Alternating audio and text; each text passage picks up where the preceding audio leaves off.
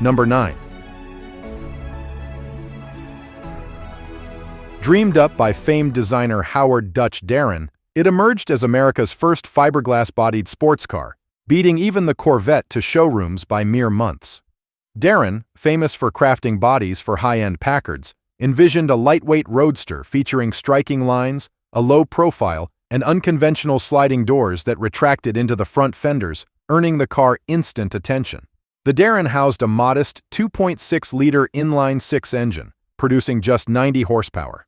What it lacked in raw speed, it made up for with sheer charisma and rarity. Initially intended to breathe new life into the struggling Chrysler motors, Darren faced numerous hurdles. Financial challenges and production woes meant only 435 units were ever built, making it exceptionally rare. Production halted after a single year, turning these quirky yet beautiful roadsters into sought-after collector's pieces. Number 8. At its debut, the Dorado Brougham stunned the world with its futuristic looks. Its sleek stainless steel roof, quad headlights, a first for GM, and suicide-style rear doors set it apart from anything else on the road. But it wasn't just about looks. Inside, the Dorado Brougham offered extravagant luxuries unheard of at the time, including air suspension, power memory seats, cruise control, and even a perfume atomizer with a selection of fragrances. Cadillac had truly thought of everything. Underneath the elegance lay a powerful 365 cubic inch V8 engine, producing 325 horsepower, enough to whisk this 2.5-ton marvel effortlessly down the highway. Yet, Cadillac's ambitious creation carried a price tag equally grand. At over $13,000 in 1957, more expensive than a contemporary Rolls-Royce, it became one of the most costly American cars ever produced at the time. High manufacturing costs combined with low sales volume meant only 400 units rolled off the assembly line in 1957. Number 7.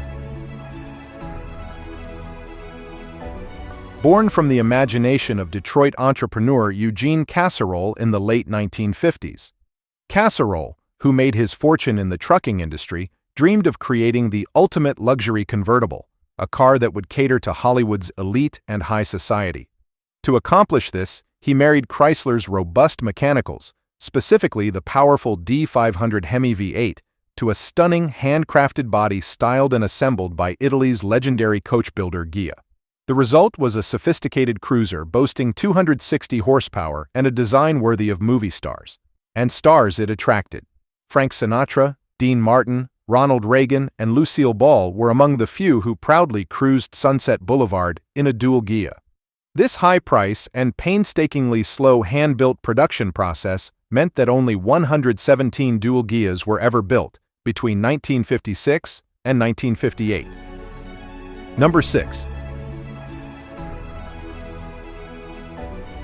Born from a partnership between Nash Motors and legendary British racer Donald Healey, the Nash Healey combined rugged performance with graceful styling, standing out among early 1950s sports cars. Initially, the Nash Healey emerged as a roadster in 1951, but by 1953, it received a glamorous facelift courtesy of Italian design house Pininfarina. The Le Mans Coupe was powered by Nash's 4.1-liter inline-six, producing around 140 horsepower. Nash Healeys competed bravely at the grueling 24 Hours of Le Mans race, securing impressive finishes against far better-funded factory teams. This racing heritage lent genuine credibility to its luxurious road-going counterpart. But exclusivity often breeds rarity. With a price tag approaching $6,000, twice the cost of contemporary Corvettes and Thunderbirds, sales were understandably limited. Only 62 Le Mans Coupe rolled out of Nash's showroom floors in 1954. Number 5. Back in the early 1950s, Chrysler's design chief, Virgil Exner, sought European flair to breathe fresh life into American automotive styling, and the Chrysler Gia partnership was born.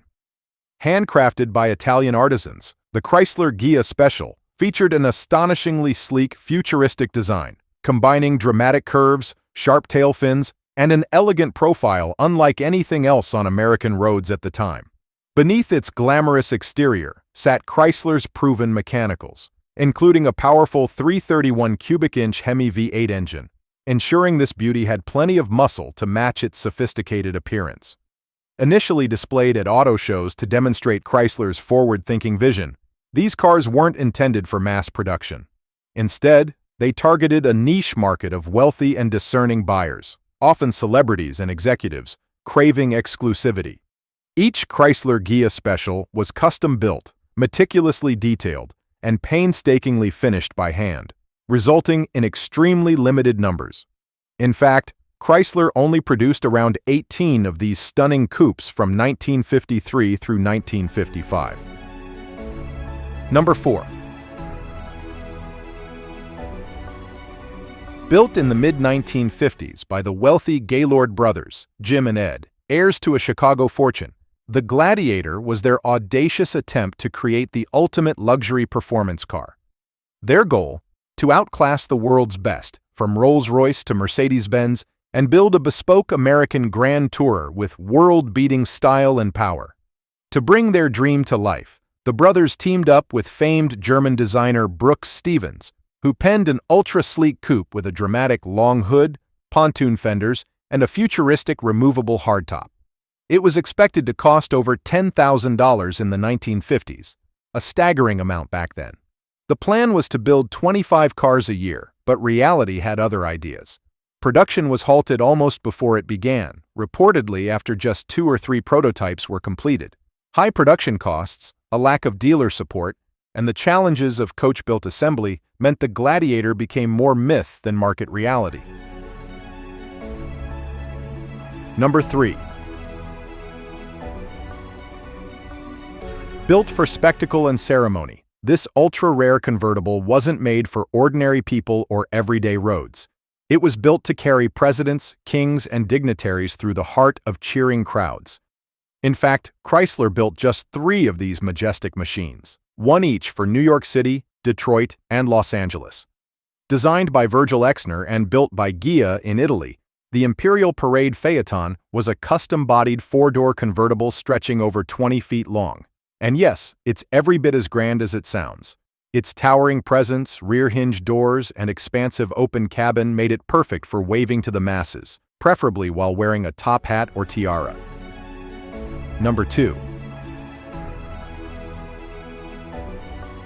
Created as a concept car for GM's Motorama show circuit, the Bonneville Special was Pontiac's bold leap into the future, designed to dazzle audiences and show what American design could do when it wasn't tied down by production limits.